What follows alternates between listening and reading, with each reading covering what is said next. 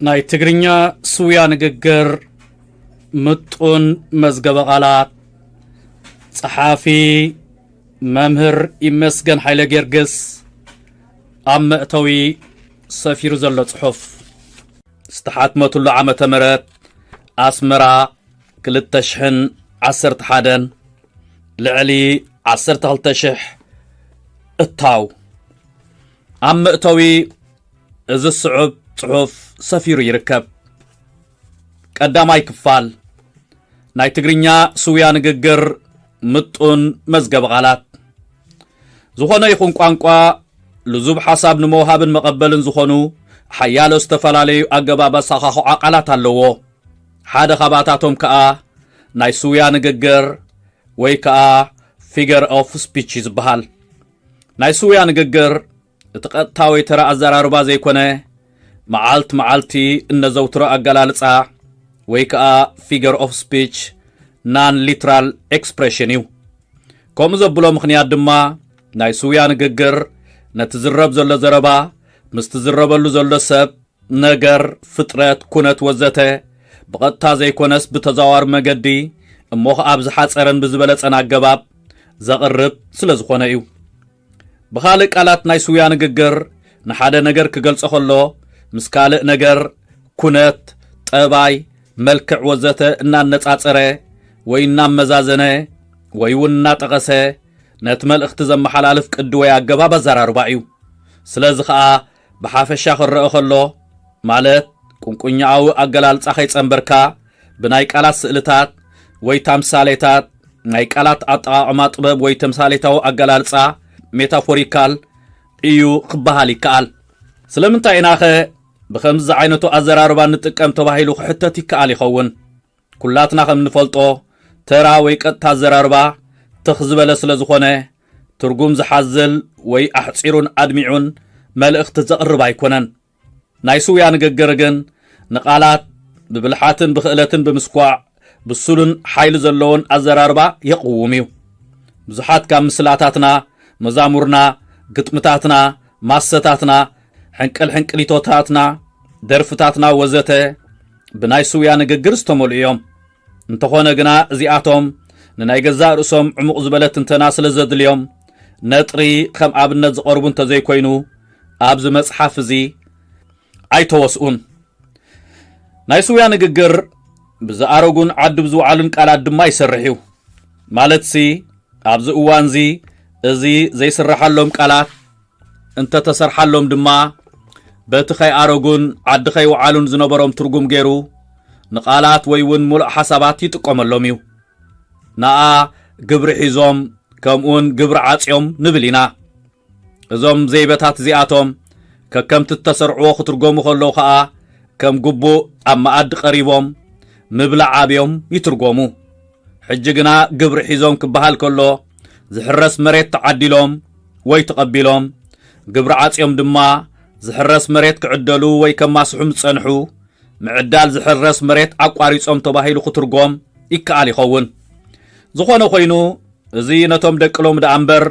ነቶም ብዕድመ ድፍእ ዘበሉን መንእሰይ ክንሶም ኣዕሩኽ ቀዳሞት ዝኾኑሲ ዘደናግር ኣይኮነን። ናይ ትግርኛ ስውያ ንግግር ኣዝዩ ሰፊሕ ናይ ቋንቋና ስነ ኣእምሮ ስለ ዝኾነ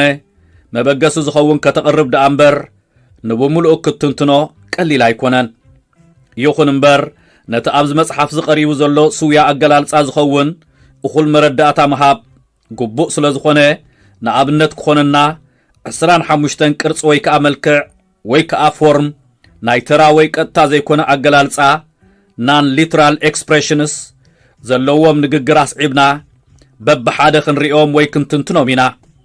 ከምኡ ንምግባር ነቲ ካብ ቋንቋ እንግሊዝ ዝወሰድክዎ ርእሰ ቓል ማለት ሄድወርድ ክትርጉም ከለኹ ባዕለይ ማለት ልዙብን ቅቡልን ትግርኛ ኮይኑ ብዝተሰምዓኒ ገይረ ናብ ልሳን ትግርኛ ዘጠመቕክዎም ርእሰ ቓላት ስለ ዘለዉ ነቲ መበቆል ትርጉመይ ዝኾነ ቓል እንግሊዝ ኣብ ሓፁር እትየ ከም ዘለኹ ንኣንበብቲ ከመልክት ትፈቱ። ሓደ ቁንቁኛ ወይ ከዓ ኣይድዮም። መብዛሕትኦም ናይ ስውያ ንግግር ተምሳሌታዊ ወይ ከዓ ምስላዊ ማለት ሜታፎሪካል መልእኽቲ እዮም ዘመሓላልፉ። ቁንቁኛዊ ኣነጋግራ ግና idiomatic expression ከም ናይ ስውያ ንግግር ተራ ወይ ቀጥታ ዘይኮነ ኣዘራርባ ይኹን እምበር ብተምሳሌታዊ ወይ ስእላዊ ማለት ሜታፎሪካል ኣገላልጻ መልእኽቲ ኣይቕርብን እዩ። እቲ ብቋንቋኛ ዝመሓላለፍ መልእኽቲ እቲ ካብ ነዊሕ እዋን ወይ ካብ ዘመናት ብልምዲ ዝመጸ ጥራይ ዘይኮነ ማለት idiom conventionalized non-literal expression በቲ ማሕበረሰቡ ተቐባልነት ዝረኸበ ኣዘራርባ እዩ። ንኣብነት ብቋንቋኛዊ ኣገላልጻ ኣፍ ገበረ ማለት ምዝራብ ሓሳብ ምግላጽ ወይ ከዓ ርእይቶ መሃብ ክሳዕስእን ገበረ ወይ እውን ዓይንኻ ርአ ከይትወድቕ ተጠንቂቕካ ሰጉም ጉዳይካ ደኣግበር እምበር ኣብ ዘይምልከተካ ይትእቶ ክንብል ከለና ተምሳሌታዊ ወይ ከዓ ምስላዊ ሓበሬታ ወይ እውን ስነ ሞጎት ወይ ከዓ ሎጂክ ፈጺሙ ከም ዘይብሉ ንማንም ርዱዕ እዩ። ንምንጻር ዝኣክል እስከ ሓደ ተምሳሌታዊ ወይ ከዓ ሜታፎሪካል ኣዘራርባ ዘለዎ ሓደ ስውያ ኣገላልጻ ንኣብነት ንውሰድ። እቲ ሰራቂ ከም ኣንጭዋ ልሕግ በለ ምስ እንበል እቲ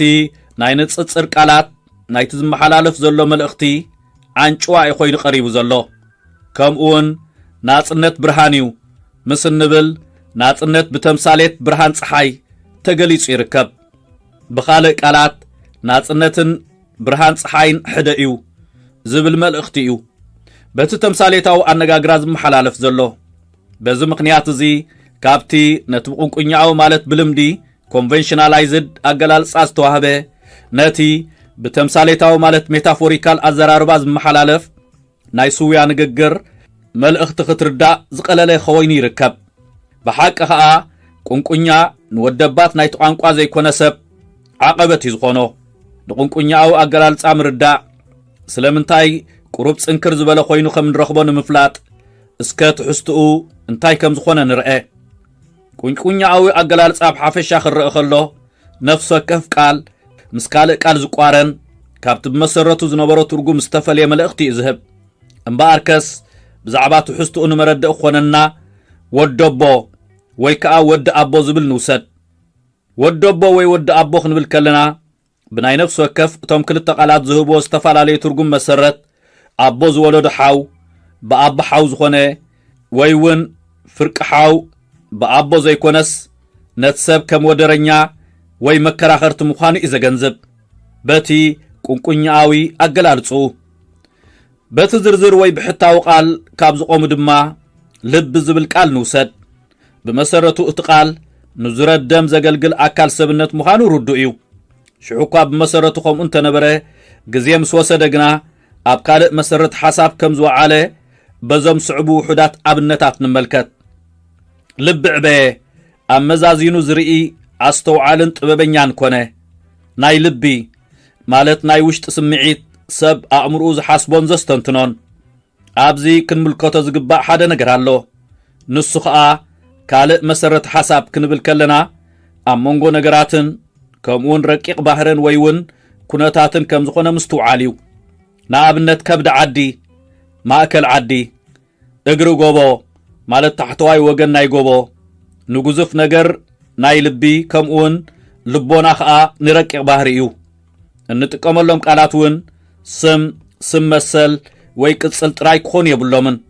ብግስታት ምጥቃም ድማ ይከኣል እዩ። ንኣብነት በሊዑ እዩ፣ ዕድመ ጸጊቡ እዩ ንእሽቶ ይኮነን። እግሪ ሕፂሩ ማለት ምምልላስ ኣቋሪጹ፣ ምሕዝነቱ ኣዛሕቲሉ፣ ፍቕሩ ኣጉዲሉ። ብግሃዲ ከም ዝረአ ካብቶም ኣብዚ መጽሓፍ ዝቐሪቦም ዘለዉ ቋንቋኛዊ ኣገላልጻ መብዛሕትኦም ኣብ ክፍለ ኣካላት ሰብ ዝተመርኮሱ እዮም። እዚ ኩነታት እዚ ኣብ ትግርኛ ጥራይ ድዩ ዝኽሰት ወይ ድማ ኣብ ካልኦት ናይ ሃገርና ቋንቋታት ከምኡ እዩ? ግቡእ መልሲ ንምሃብ መጽናዕቲ ምግባር የድሊ። ዝኾነ ኮይኑ ቋንቋታት ኤርትራ ንኣብነት ትግረ ከምቲ ናይ ትግርኛ ዝመስል ጠባይ ከም ዘለዎ ኣሰናዳኣ እዚ መጽሓፍ እዚ ክግንዘቦ ኽኢሉ ኣሎ። ቀጺልና ድማ ከም ተወሳኺ ኣብነት ነዞም ስዕቡ ቋንቋኛዊ ዘይቤ ምስ ቀጥታ ወይ ተራ ትርጉሞም እንተሰርዕናዮም ነቲ ንብሎ ዘለና ብዝበለጸ ከነረድእ ንኽእል። ቋንቋኛ ሓደ ከብዳ ትርጉም ቋንቋኛ እንኮ ውላዳ ልበ ቁኑዕ ወይ ከዓ ቁኑዕ ልቢ ትርጉም ፍትሐኛ ሄር ሓቀኛ ሕያዋይ ቁንቁኛ ሕጹብ ኢድ ትርጉም ንጹህ ካብ ገበን ነጻ ዝኾነ ኢዱ ረኸበ ጻማ ጽቡቕ ወይ ድማ ሕማቕ ግብሩ ረኸበ ቁንቁኛ ከብዱ ሓቆፈ ትርጉም ቁንቁኛ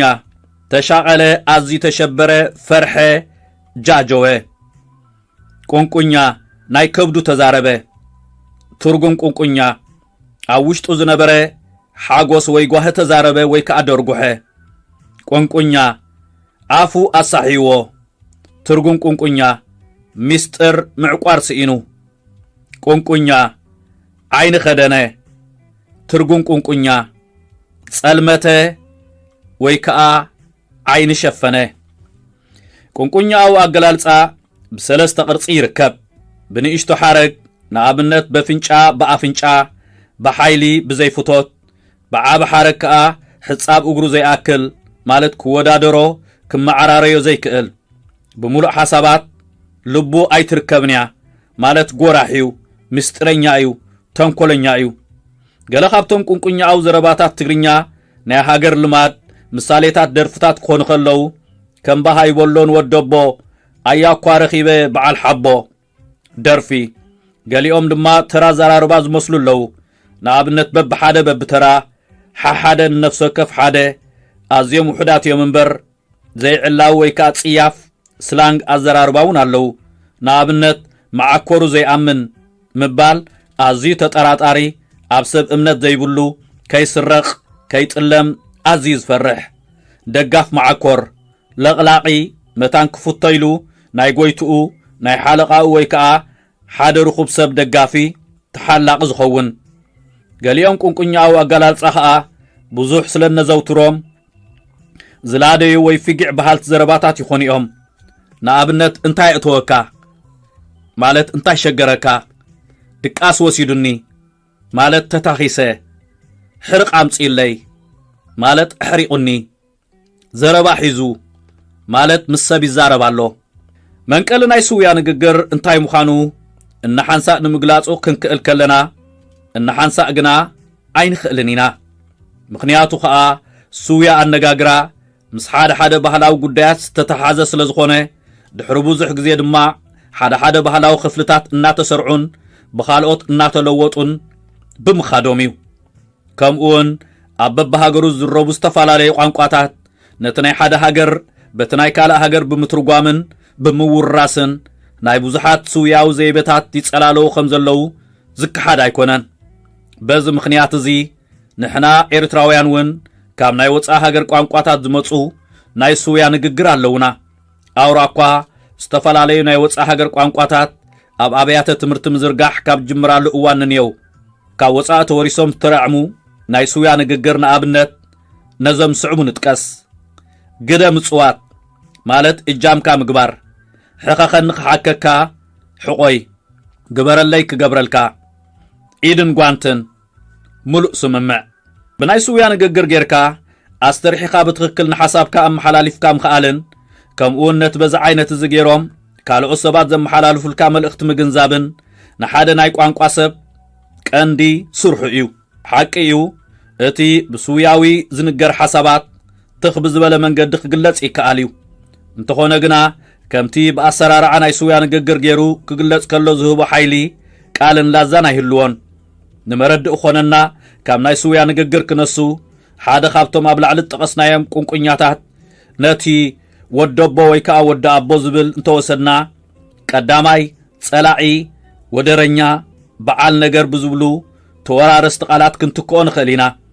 ከምኡውን ሓደ ካብ ተምሳሌታዊ ዘረባታት ዓሪፉ ዝብል ቃል ንውሰድ ነዚ ካልኣይ መረዳእታ ድማ ሞይቱ ተቐቢሩ ዝብሉ ተወራረስቲ ቃላት ክንልውጦ ንኽእል እንተኾነ ግና እቶም ቀዳሞት ተወራረስቲ ቃላት ከም ወደቦ ዝብል ቃል እቶም ናይ ካልኣይ መረዳእታ ተወራረስቲ ቃላት ድማ ከም ዓሪፉ ኣድማዕትን ላዛን ዘለዎ መልእኽቲ ክህልዎም ኣይክእልን ወይ ከዓ የብሎምን ድማ ካብዚ ዝተላዕለ ድማ እዩ ናይ ቋንቋ ተምሃራይ ንሓደ ቋንቋ ኸጽንዕ ከሎ ብዛዕባ ናይ ስውያ ንግግር ትሕዝቶ ኣዕሚቑ ከስተብህል ዘድልዮ ምኽንያቱ ከዓ ሓደ ሰብ ንሓደ ቋንቋ መሊኾ ዘብሉ ቀንዲ መምዘኒታት ነትናይታ ዛረበላ ዘሎ ቋንቋ ናይ ሱያ ንግግር ብግቡእ አጽኒዑ ወይ ተመራሚሩ ነቲ ዘጽንዖ ትምህርቲ ከዓ ኣብ ግቡእ ግዜን ቦታን ከውዕሎ ምስ ዝኽእል እዩ ክልተ ንጽጽር ማለት ሲሚሊ ንጽጽር ንኽልተ ብባህሪኦም ተፈላለዩ ነገራት ፍጥረታት ብምንጻር ነቲ ሓደ ምስቲ ካልኣይ ብምውድዳር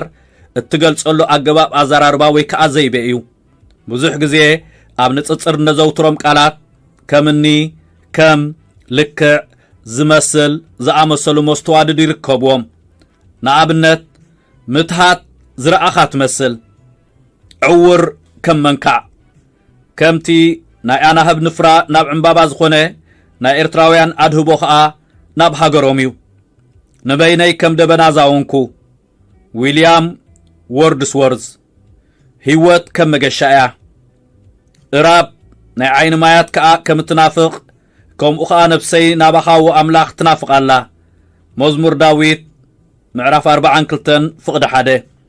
ነታ ጓለይ ከም ነፍስኻ ረኣያ በለ ሓደ ሕያዋይ ወላዲ እቲ ሰራቒ ከም ኣንጭዋ ልሕግ ኢሉ ሰለስተ ተምሳሌት ወይ ከዓ ሜታፎር እዛ ዓይነት ኣዘራርባ እዚ ካብ ንጽጽራዊ ኣዘራርባ ብዙሕ ዝተፈልየ ኣይኮነን እቲ ቁሩብ ፍልልዩ ግና ኣብ ናይ ተምሳሌት እቶም ከም ልክዕ ዝመስል ዝብሉ መስተዋድድ ወይ ኣዋሃድቲ ቃላት ኣይዝውተሩን እዮም እቲ እነነጻጽሮ ማለት ብተምሳሌት ጌርና እንዛረበሉ ነገር ኣብኡ ኸሎ ተኻቢልና ኢና እነነጻጽሮ ከም ዝመስል ወዘተ ኸይወስኽና ንኣብነት ቃልካን እግረይ መብራህቲ ንመንገደይ ብርሃን እዩ መዝሙር 119 ፍቕዲ 105 እግዚአብሔር ጓሳየ እዩ መዝሙር 23 1 ብርሃን ገጻ ጥዑም ድምጻ ንግድ ውግእ እዩ ሃና ነፊራ ወሪዳ ናጽነት ብርሃን እዩ ንበይኑ ዝነብር ሰብ ከቶ የለን ጆን ዶን ሰምዖ ዘረባ ኣይርስዕን እዩ ኣርባዕተ ዝተሓናፈጸ ተምሳሌት ወይ ከዓ ሚክስድ ሜታፎር እዚ ስውያዊ ኣዘራርባ እዚ ክልተ ወይ ካብኡ ዝበዝሑ ብተፈጥሮኦም ብዓይነቶም ብኽእለቶም ብጠባዮም ወዘተ ዘይቃደው ተምሳሌታት ወይ ከዓ ሜታፎርስ ኣብ ሓደ ዓረፍተ ነገር ተጸናቢሮም ምስ ዝርከቡ ዝፍለጡሉ ሽም እዩ ንኣብነት እዚ ግንቢ ሓይሊ እዚ ንቕድሚት ክደፍእ እዩ ነዚ ሓይሊ እዚ ዝኽእል የልቦን ኣብ ዝተሓናፈጸ ተምሳሌት እዚ ክልተ ዘይቃደው ተምሳሌታት ማለት ሜታፎርስ ኣለው እሳቶም ከዓ እዚ ግንቢ ሓይሊ እዚ ንዘይንቀሳቐስ ነገር እዚ ወይ ከዓ ንሱ ንቕድሚት ክደፍእ እዩ ንዝንቀሳቐስ ነገር ወይ ህይወት ዘለዎ ፍጥረት ተወሳኺ ኣብነት እዚ ትካል እዚ ዚስ ካምፓኒ ንቕልጽም ጥራይ እዩ ዘስምዕ እዚ ትካል እዚ ሓይሊ ጥራይ እዩ ዘስምዕ ወይ ሓይሊ ጥራይ እዩ ዝፍተወሉ ኣብዚ ተወሳኺ ኣብነት እውን ክልተ ዘይቃደው ተምሳሌታት ኣለው እሳቶም ድማ እዚ ትካል እዚ ማለት እትሰምዕ ኣብዚ ኣዘራርባ እዚ ትካል ኣስተሰብኦ ማለት ፐርሰንፊኬሽን ባህርያት ሰብ ለቢሱ ከም ሰምዕ ተገይሩሎ እቲ ቅልጽም ማለት እትስማዕ ዝብል ቃል እውን ብኣስተሰብኦ ማለት ፐርሰንፊኬሽን ዘረብኡ በቲ ትካል ከም ስማዕ ኮይኑ ተሰናዲኡሎ 5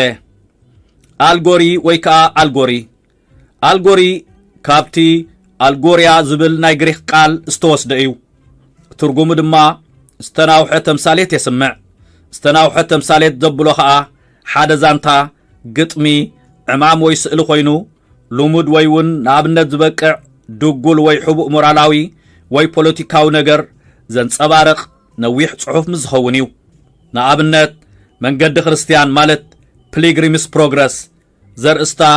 ህይወት ሰብ በዛ ዓለም እዚኣ ጌርካ ናብ ሰማይ ማለት ናብ ቅዱስ ቦታታት ምጋሽ እዩ እናበለት ተዘንቱ ብዮሃንስ ቡንያን ተጻሕፈ ዛንታ ኣብ ተምሳሌት ተመስረተት ንውሕ ዝበለት ዛንታ ስለ ዝኾነት ናይ ዝተናውሐ ተምሳሌት ወይ ኣልጎሪ ብቕዕቲ መረዲኢት ክትከውን ትኽእል እያ 6 ኣስተሰብኦ ወይ ከዓ ፐርሰንፊኬሽን ኣስተሰብኦ ንእንስሳ ንንዋት ወይ ረቂቕ ዝኾነ ነገር ናይ ሰብ ገጸ ባህርያት ኣልቢስና ንዋስኣሉ ናይ ንግግር ስውያ እዩ ንኣብነት ካብ ቁጥዓ ኣስናን ዘለዎ ንፋስ ይባልሃና ሽግር ኣደም ሁዘያ ሰዓተይ ዓርከያ ንጎሆንጎ ከይዕዘምዘመት ንቕሓኒ በል ዓርክ ሰዓት ሓድሽ እምባ ከም ቀደማ ናብ ካልእ ጉዳይ ኣድሂባ ዝነበረት ወርቅሃ ገጽ 16 ፍቕሪ ዓቃልያ ፍቕሪ ለዋህያ ፍቕሪ ኣይትቐንአን ፍቕሪ ኣይትጃሃርን ኣይትንፋሕን ኩሉ ትጸውር ኩሉ ትኣምን ኩሉ ተስፋ ትገብር ኩሉ ትዕገስ ቆሮንጦስ ምዕራፍ 13 ፍቕዲ 4-7 ሞት ነቲ ጨካን ኢዱ ኣብ ነገስታት የውርዶ ጀምስ ሸርሊ 7 ጽውጽዋይ ማለት ፌብል ተረት ወይ ጽውጽዋይ ዝተናውሐ ዛንታ ሓዘል ስውያዊ ኣዘራርባ እዩ በዛ ኣገባብ እዚ ጌርና ንእንስሳታትን ህይወት ዘይብሎም ነገራትን ከም ሰብ ኣምሲልና እንዛረበሉ ቅዲ ኣዘራርባ እዩ ዕላማ ናይ ከምዚ ጌርካ ምዝራብ ድማ ኣብ እንስሳታት ዝተመስረተ ጽውጽዋይ ኣቕሪብካ ንኣንበብቲ ወይ እውን ንሰማዕቲ ስነ ምግባራዊ ትምህርቲ ንምሃብ እዩ ሓደ ሓደ ኣዝዮም ፍሉጣት ተረታት ብሕፅርን ምጥን ዝበሉ ሓረጋት ይንገሩ እዮም ንኣብነት ክዳን በጊዕ ዝተኸድነ ተኹላ ተንኰለኛ ክነሱ ሓንቲ ክፍኣት ከም ዘይብሉ ዝመስል ሰብ ግደንበሳ ንሓደ ነገር ዳርጋ ብምልኡ ምውሳድ ንጉስ ኣንበሳ ህዝቡ ጸውዐ ንኣንበሳ ብተምሳል ህዝባዊ ንጉስ ጌርካ ምዝንታው 8 ምሳሌ ወይ ከዓ ብሂል ወይ ከዓ ፓራብል እዚ ስውያዊ ዘይበዚ ተምሳሌት እናተጠቕመ ሞራላውን መንፈሳውን ትምህርቲ ዝህብ ሓደ ነገር ወይ ሓሳብ ብኻልእ ንኡ ዘመሰልስል ኣነጻጺርና ንምዝራብ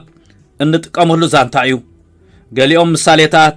ብሂላት ብምጥን ዝበሉ ሓረጋት ክንጥቀመሎም ንርከብ ንኣብነት እቲ ርህሩህ ሳምራዊ ርህራሄ ዓልየት ወገን ሞያ ወዘተ ኣይትፈልን እያ እተን 10 ደናግል ግዜ ምስ ኣኸለ ሸበድበድ ምባል ዋጋ ይብሉን መሰለስ ጥሒነን ምስ ኣእከላ በዓለ ማርያም ይብላ ዘረባኻ ተግባርካ እምነትካ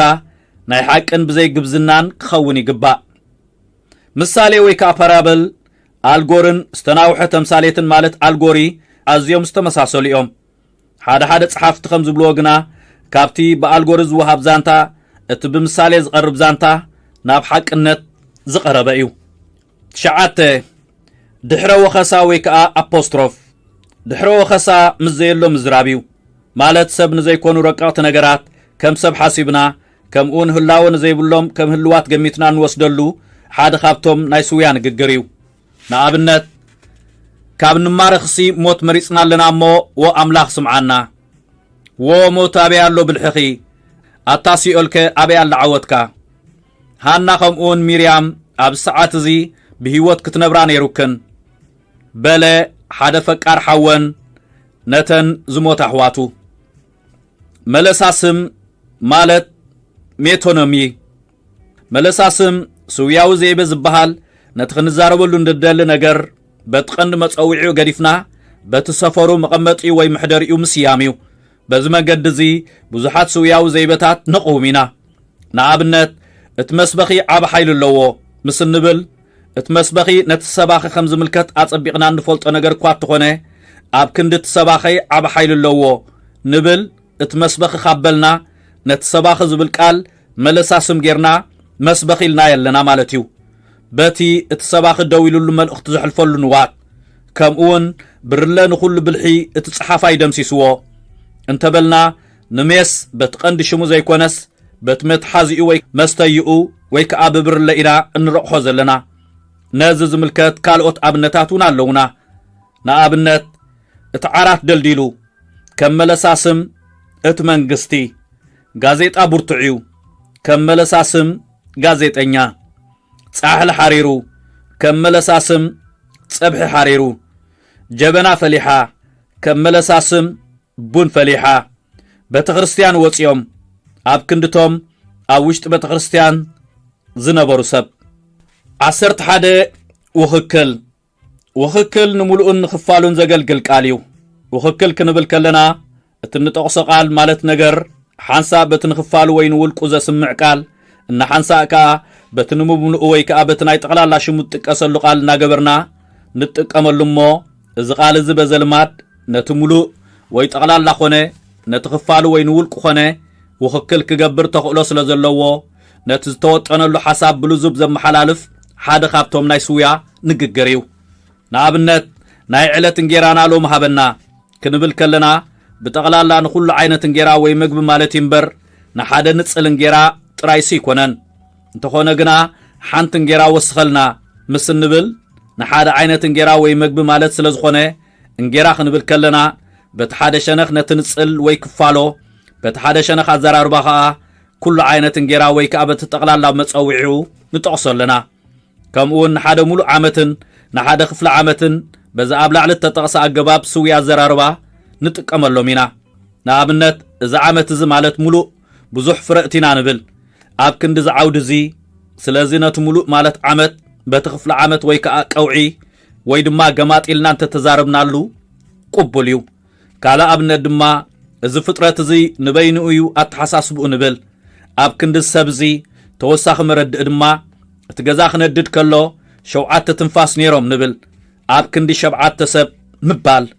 نتوما بتقسي ويكا نتوما بتقسي آتيوم زلو قالات كايرنا نتنببنا يوم ويتصحافنا يومون تتسانا برتقالات سلزخونو نتزحلفو ملأختي معرا غيروم يوم زحلفو بتماسا سالي حقي أبكن دو تهدر بوليس جباراي أبكن دو دعاد ويك بقل بتشكزو تاريخ ال كمون أبتحت حدا نحسي مالت جزاخ ملكت كله أبوزحات كبدي إذ عنقل كأ أبكندي كبد سبات ويسب انت تزوتره اتمل اخت ترجمو حدا مخان يرد ناي تجرينيا سويا نججر متون مزجب غلات صحافي ممهر يمسجن حيلا جرجس أم توي سفير زلة صحف استحات متول عام تمرات أسمرا كل التشحن 11 لعلي 13 التاو أنتي تسيس أبقالاتنا ساخاخ عومن تمركسنا أمونغو حد حسابات ويكا أكونتات دركبو سرة حساب زمل كتو سويا زيبتات كنقرب نخلينا نعبنت فقري سرة حساب نايتسل إيو برهان كأنا يتسلمات كمون نزم صعبو مجلستات سب أماني إزقفت سامي قدلت ناي ود سب سريت ناي تصدق إيو 13 ترزي ويكا كلايماكس ترزي بتراجلالس أوسن ناي استسفي خدان ويجبر ناي مصحف ترر يسمع بسوبيا زرار بخا اتناي مزازم ويزلع على درجاني حدا تاريخ في الصامة كونت عمام ويام ملخختان مقلات انتقاملو زي بقيو كلايماكس ستبل قال مسرتا ناي غريخ قاليا ترجما دما مسالل وياسكالا مالتيو نزسوياو أزرار بازز خون بقع مردئي كيسار جوليوس ننايروم بيت مخري ملت سنيت زسمعوه حاتسير مقلتي ناب تقرينيا تترقي منهو متاخو رآخو مارخكو كمون تشيشورو أنصار فيرس أبتناي قبر مدره 5 سعب بله نحاد روماو مأسار دفرتيو مقراف دما زي شقرور عامتيو محناقوخي مسمنتاي قصر كالا أبنت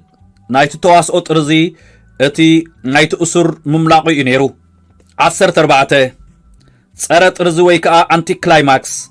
صارت أرزي أنصار أرزيو صارت أرزي نتخنقلصو ندل حساب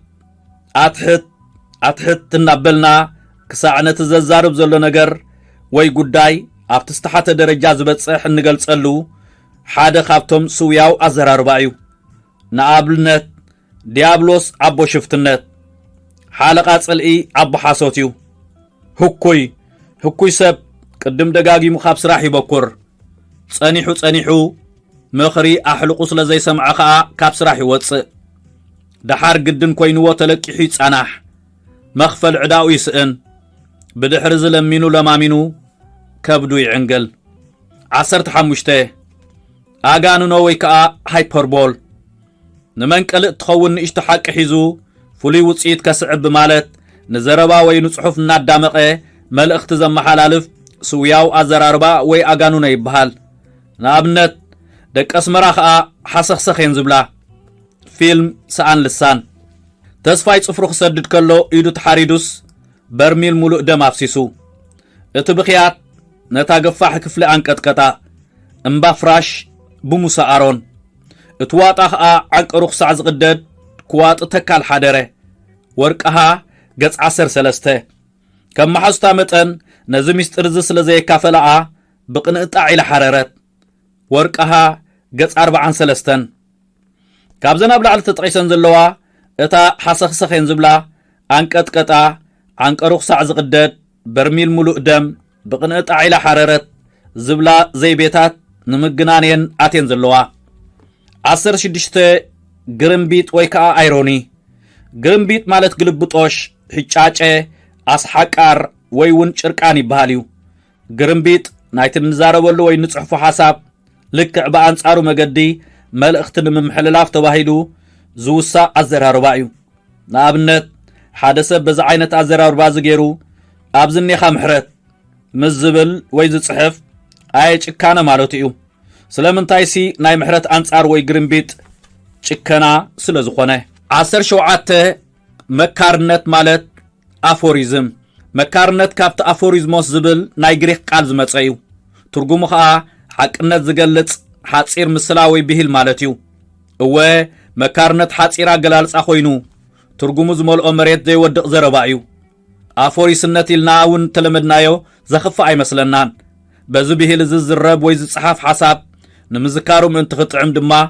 ኢቡ ሕዳት ቃላት ዝውሃበና ንኣብነት ሓደ መጽሓፍ ጥራይ ካብ ዘንበበ ተጠንቀቕ ቅዱስ ቶማስ ሞትን ክራማትን ምንም አይተርፍን ምስላ ትግርኛ አንጫዋት ሕለፍ ምእንት መጎጎ ምስላ ትግርኛ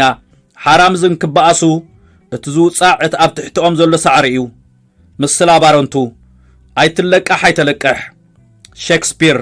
ተለቃሕ ኾነ ኣለቃሕ ይትኹን ብገንዘብ ደስታ ክርከብ ማለት بحسر حاو خمطفاء مالتيو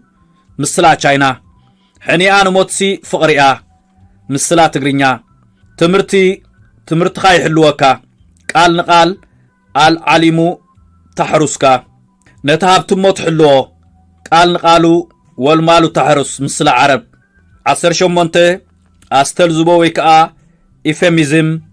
استلزبو تبهال قال حيالو موارست وي موارست قالات اللوآ ساتن كا سترة قال شفان قال طعم قالين استلزبو كم انت موارستا نتبه زي بلن مالت حقون انتخونه سبك اخصم عخلو زي فوتون زي قبولن ازراربا قريفنا نتنبلو عمقر الزبابيلنا انزوترو سوياو ازراربايو إذا إفيميزم اتبهال قال مسرتا عنقا غريخيو ترجمة دما الزبو ويطعم زلوو speaking well زربها مالتيو نابنت اب كندي موته عرفه مبال اب كند سخرام ستاي مبال اب كندي امليسو نلعل بيلو مبال 19 استدمو مالت overstatement نحاده نجر اغانينكا وي جهرا وسيخكا حسابكا تمحلال فولو سويا زراربا استدم قوي بحال نابنت زجمير كاي زلخا نقد محاسات مسمولو عالم كفالت اكايو مسمولو عالم ابز حساب زي نمد ماقيو اتي زلنبر مسبوزحات سبات وي تكالات مبال تراي نت نجر اصبيقو يغلصو نيرو كم اون تخلا سنبت ابز عامت زي اتراي بمخسب سماي تسقيلو ابز بهالازون سماي تسقيلو اب كندي صبوق ممحياش غيرو مبال اتيلو اسرا استمقللو مالت understatement استمقللو كم تقالو زملكتو زعبا جزار اسخاوي نحد نجر بناي تحتنا زلو مقدي وي منفس غيركا وي امسيلكا حسابكا تقلصلو ناي سويا نغغريو نابنت حواريا باولوس نغزارسو انا ناي حنت قليل قمت زي وهابا ختما زيغاي إلي صوعا بخالق مقدي كاب حنتوري تختمان مبال كم اون ازوم صعبو السبق قليلو زرق مهور ايكونان بخالق اقلالصا مرؤوي مالت ويكا نقود مهور نمبال قوانقوان ممهار مصحفت اقداس اجام اللوم ممهران دما اقاليل كازي الرئتر اللوم بخالق قالات ممهران عبتر اللوم نمباليو اسران حدا ناستنتنو interrogation it's also called rhetoric question استنتنو قرقرا اقلالصا حدا خابتم سوياو ازراربايو بز عينت ازراربازي ان حتم حتوتات شعون شعو كملس شلنا إلنا زي كونس اتسمع خبانا مستفلي نتحطو خستنتنو مو كاسيلو دما بزعبات استبالو وخساخ استبهلو كاستبهل تباهيلو زقرب حطو ايو نعابنت دقنيا حياويت سبيت اسمن يرخبا واقا اخاب كبر عنقوي عزي يخبر ازح ماق تاريخيو ولد اوالد كم ببوان كجنزبوان زقبا ناي حفرت مقلت ايو اويات يزقوا زلو فوس دخون مترخبو ورقها قص 50 كلتن 20 كلتن